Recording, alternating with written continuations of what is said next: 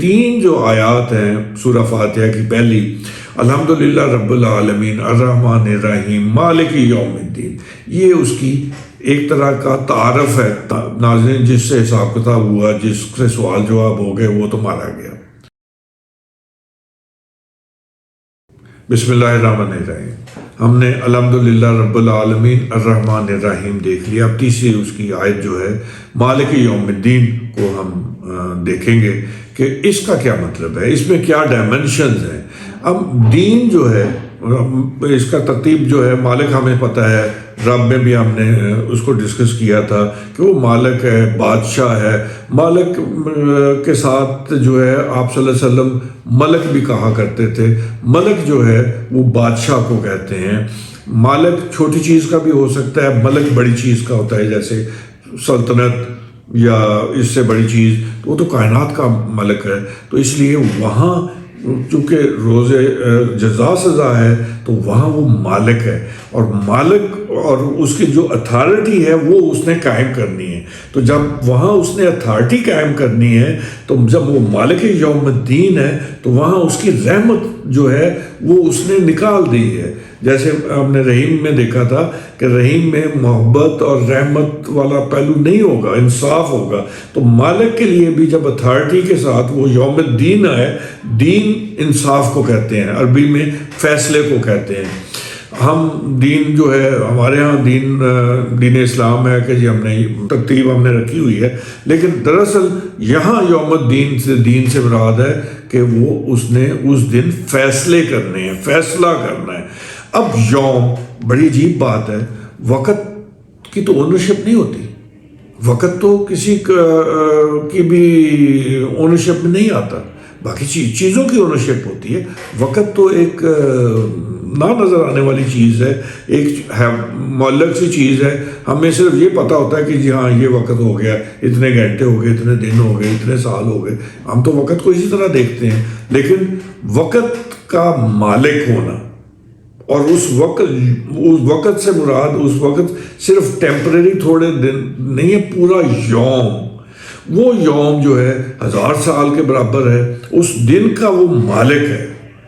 اور وہ کہتا ہے کہ میں اس دن کا مالک ہوں، کہ میں نے اس دن میں جزا سزا دینی ہے، اور جو کچھ بھی اس دن ہوگا، جو کچھ بھی اس دن ہوگا اس کا وہ مالک ہے، اور وہ اس کی ملکیت جو ہے، اس کی بادشاہی جو ہے، اس میں کسی کا عمل دخل نہیں ہے، کسی کا عمل دخل نہیں ہے، اس لیے کہ وہ قہار ہوگا اس دن۔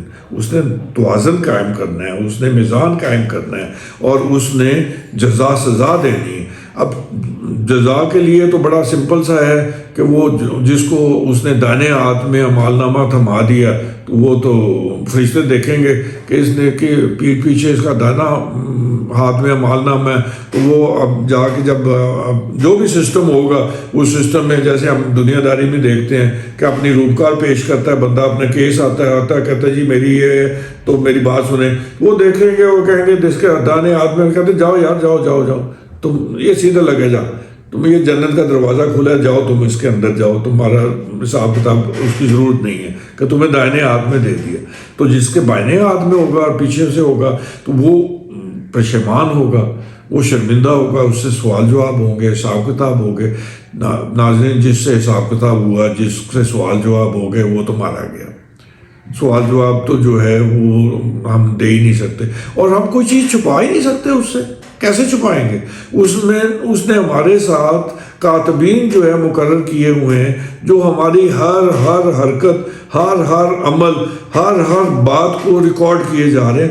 کوئی وہ کہتا ہے کہ جی کوئی چھوٹی سے چھوٹی اور بڑی سے بڑی چیز ایسی نہیں ہوگی اس دن جو تمہاری کتاب، تمہارے اعمال نامے میں درج نہیں ہوگی اور تمہارے سامنے کر رکھ دی جائے گی، وہاں تو کوئی گنجائش ہی نہیں ہوگی۔ اور اس دن کا وہ مالک ہے جس دن وہ جن کو جو سزا بھی دے رہا ہوگا، جن کے بائنے ہاتھ میں اعمال نامہ ہوگا، جب وہ ان کو بلائے گا، تو نارملی ہوتا ہے کہ جب اس طرح کے معاملات ہوتے ہیں تو بلانے والا جب کوئی بلاتا ہے جو بااختیار ہے، تو آدمی ادھر ادھر دیکھتا ہے ایسے، اس دن یہ بھی ہمارے اختیار میں نہیں ہوگا، ہم سیدھا ایسے اس کی طرف دیکھ رہے ہوں گے اور اس کی طرف دوڑے چلے جا رہے ہوں گے۔ یہ ہے بے بسی، یہ ہے وہ عالم جس میں جس کا وہ مالک ہے. ہمیں اس کو راضی کرنا ہے, ہمیں اس کو اس دنیا میں راضی کرنا ہے. ہم کوئی ایک چھوٹا سا بھی کام ایسا ہم سے ہو جائے, دعا کریں کہ ہم سے اللہ تعالیٰ ہم پہ فضل کر دے, کرم کر دے. ہم سے کوئی چھوٹا کام, بڑا کام, کوئی لفظ, کوئی کسی کا خیال, کسی کو مسکرا کے دیکھ لینا, کسی کے ساتھ نرمی کا سلوک کرنا, کسی کو معاف کر دینا, ہو سکتا ہے ہماری معافی کا سبب بن جائے. ہمیں معاف کرنا سیکھنا چاہیے, لوگوں کے ساتھ نرم رویہ رکھنا چاہیے, آسانیاں بانٹنی چاہیے, اور آسانیاں ہم بانٹیں گے تو ہم آسانی کی امید بھی رکھ سکتے ہیں. میرا مالک یوم الدین ہمیں سمجھ آ گئی. اب میں صرف اتنی سی بات کہوں گا کہ تعریف ہے, اللہ تعالیٰ نے اپنا تعارف خود کرایا. اگر ہم سے کوئی بھی غیر مسلم پوچھے آپ کا اللہ کیا ہے, بھائی کیسا اللہ ہے, ہم کیا بتائیں اس کو کیسا اللہ ہے ہمارا, کہ اللہ کے کیسے بتائیں تمہیں اللہ کیسا ہے, یار اللہ تو نہ نظر آنے والی, وہ اس کے 99 نام ہے, اس کی اتنی صفات ہیں, یہ کوئی ضرورت ہی نہیں ہے. آپ یہ 3 آیتیں پڑھ دو, الحمدللہ رب العالمین الرحمن الرحیم مالک یوم الدین, بس یہ اس میں ساری چیزیں آ جائیں گی.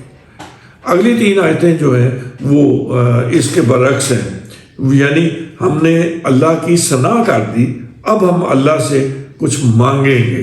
یہ اس کا کلیہ ہے, اس کا ضابطہ ہے, اور ہم اب اس کو دیکھیں گے اگلی ولاگ میں. اپنا خیال رکھیے گا. اللہ تعالیٰ سے دعا ہے کہ اللہ تعالیٰ ہم سے راضی ہو جائے اور ہمیں اپنی بندگی میں قبول کر لے. شکریہ.